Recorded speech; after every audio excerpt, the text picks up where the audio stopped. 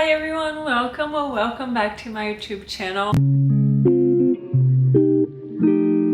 It's been a while since I did a video like this, but welcome to my what I read in May wrap-up video. This month, I'm impressed with myself, I'm not gonna lie. This month, I read the total of 7 freaking books. I mean, I normally read 4, and this month, I read 7. So let's wrap this up. Okay, let's start strong. The first book I read this month was Ender's Game, and this was a Nate recommendation, so he's gonna be really happy to be mentioned in this video. So thank you, Nate, for your recommendation. If it wasn't for Nate, I don't think I would ever read this book. So this is a science fiction, and normally I'm not so into science fiction, but this one hit it different. So this is gonna tell the story of Ender, and he's a 6-year-old kid, and he lives in a generation of smart kids, and if you're smart enough, the government is gonna get you and put you to work for them because they need to fight a war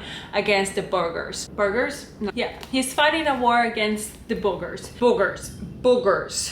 Yeah, I'm saying this right. They have all these training battles, and he was kind of made to not have friends so he can be a leader. He's 6 years old and he has to fight a battle, so I feel like this book, it is a kid's book for sure. I sometimes couldn't see the battle working situation because my brain doesn't have this big imagination. I don't know why, but sometimes when it's a battle scene in books, it's really hard for me to see the image, if you know what I'm talking about. So I feel like, I don't know, like a 10 years old or 14 years old kid would be able to see the battle in their minds better than I do. I feel like kids have such a good imagination for books. But I really liked this book. It was just the battle scenes that it was really hard for me to picture. And I feel like the pace of this book was really good to read. It's not a big book. I think it is like 200 something pages. It's 250 something pages. It's a really fast book to read. I gave this book 4 stars, and it is a series of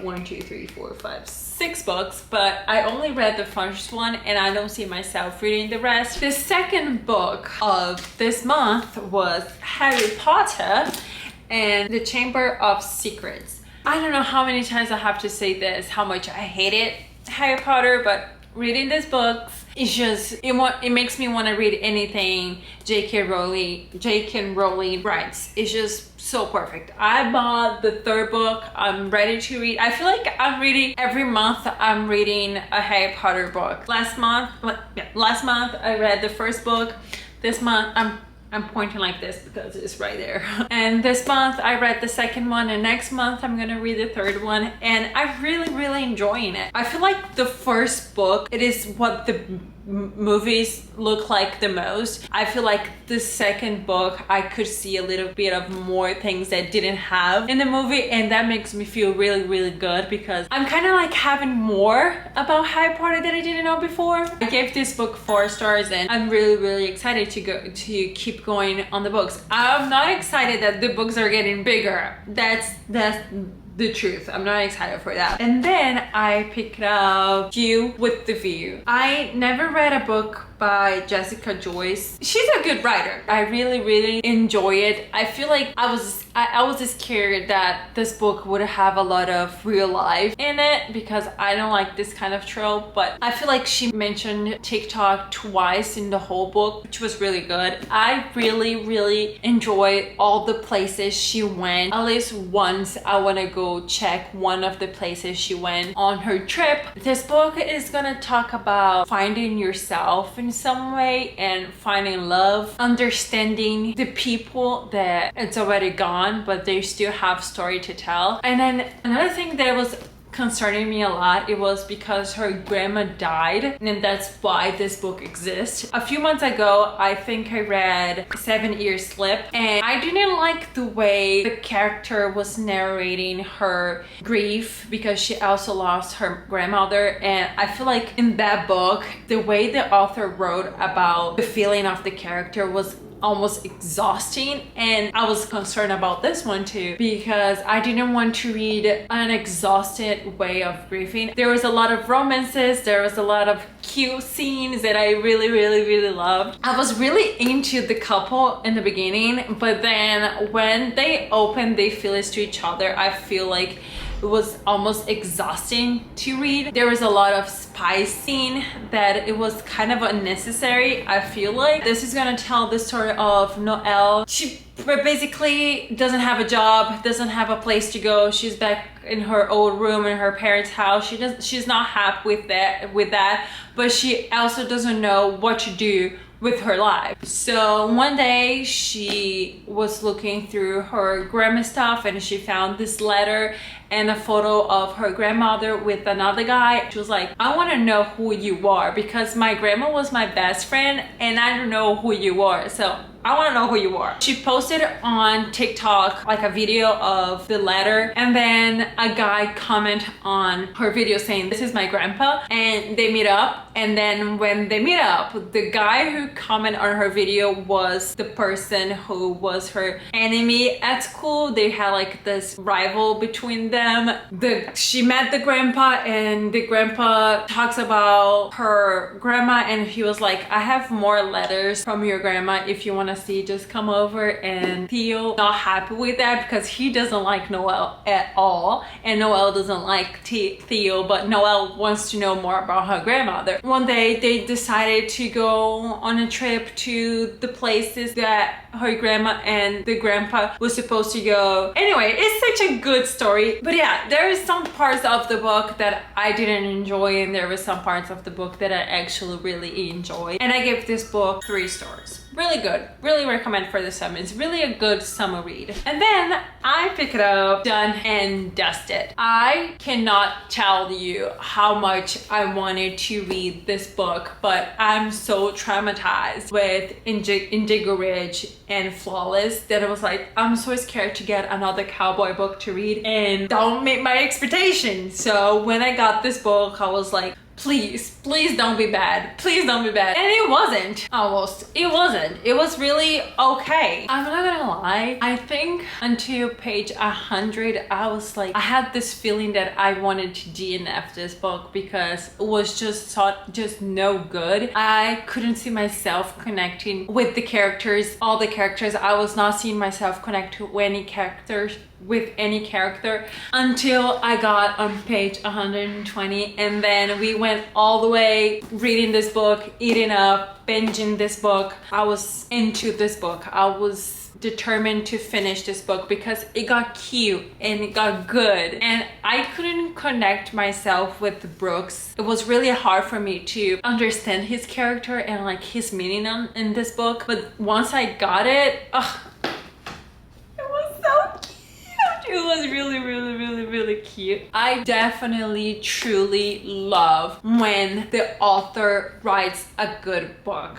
Let me explain you. So you know when you read a book and the whole plot could be solved with one little phrase. Miscommunication, I think it is the trope. I don't like this trope. I don't like miscommunication trope. It makes me anxious, makes me angry. I don't understand actually what is with this trope. I just don't understand. This book doesn't have miscommunication at all. The characters actually talk to each other and talk about the feelings. It's all I want in a book. It is all I want. Talking. Please talk. In real life too. Just talk. I love Mia Cowboy. If you know me, you know that. I don't know how many times I have to say that, but I love Mia Cowboy. So reading cowboy books makes me feel really good with myself. But I have some concerns about this book. First of all, why Amy cannot walk. I feel like she was tripping in everything and everyone. I just couldn't understand why she was just so like that. I just don't understand that. Why? Like, just walk, girl, just walk. Another thing, it was Brooks saying my best friend's little sister.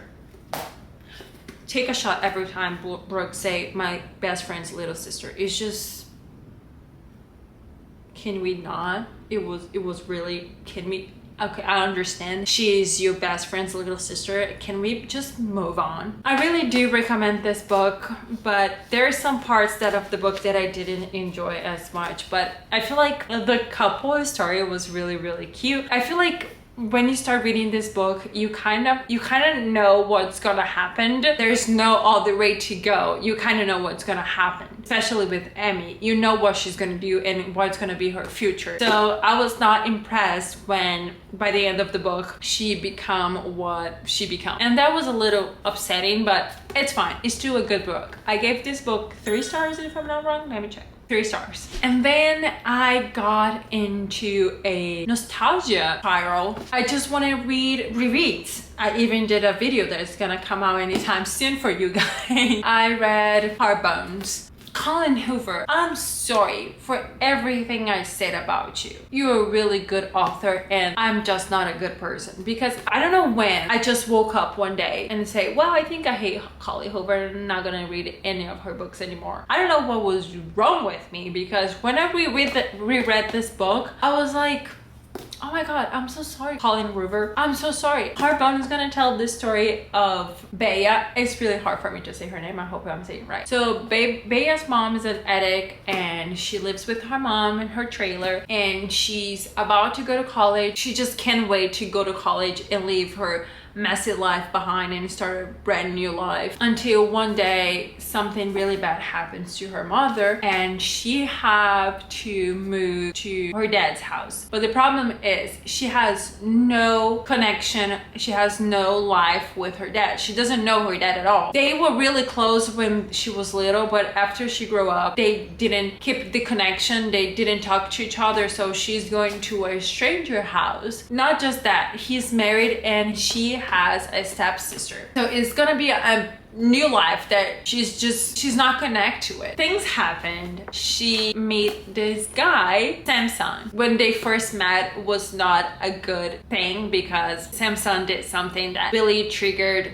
Bea, and she was like, I hate this guy so much, I hope I don't see you ever again. But it's a book, so of course they saw each other again. What I want to say is rereading this book actually made me feel really, really good, because when I first read this book, I couldn't see the details. That's the thing. I couldn't see the details when I first read this book, and reading for the second time and knowing what's gonna happen in the end just made me see the details better. That's what I'm gonna say. It made me see the details a lot better. So rereading for the second time, it was actually really, really good. Even though I knew the end of the story, I gave this book 5 stars, and I will give it again and again and again.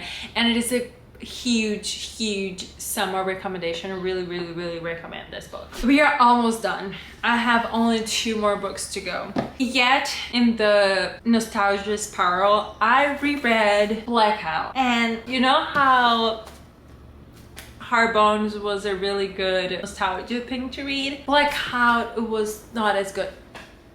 Oh my god, my camera is overheating. Reading Blackout for the second time, it was not a good experience, because I remember reading for the first time and I was so excited with all the stories in this book, all the characters in this book. I couldn't put this book down. But I also understand that it was my first book in English ever. I know that the excitement was not even for this story, it was just for me being able to understand and read in English. And reading for the second time, after reading so many books in English now, I didn't see the magical thing that I saw when I read for the first time. So this book was written by 6 different authors and has 6 different stories.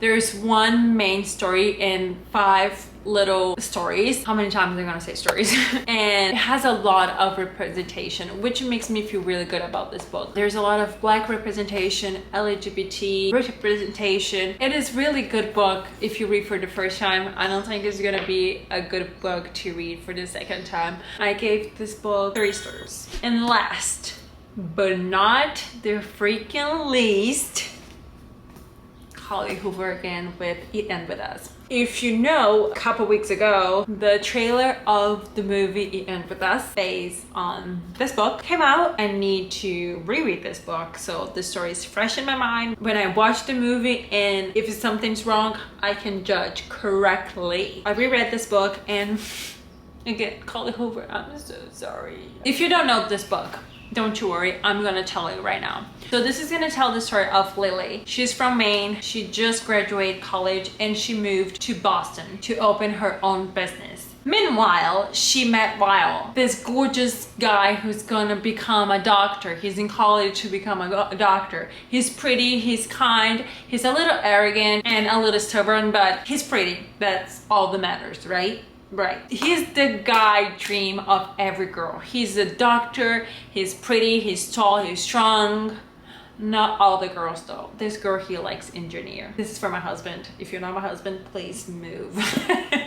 But the problem is, Ryle has some issues. These issues is gonna destroy Lily in so many ways. Lily has her first love when she was 16. Atlas was always in the back of Lily's mind until one day they re-meet and Lily is just overwhelmed with all her feelings between Ryle and Atlas. And Ryle is such a good guy, but he has so many problems, and Atlas is a guy she knew when she was 16 but she doesn't know anymore, and she's already invested in a relationship with Ryle.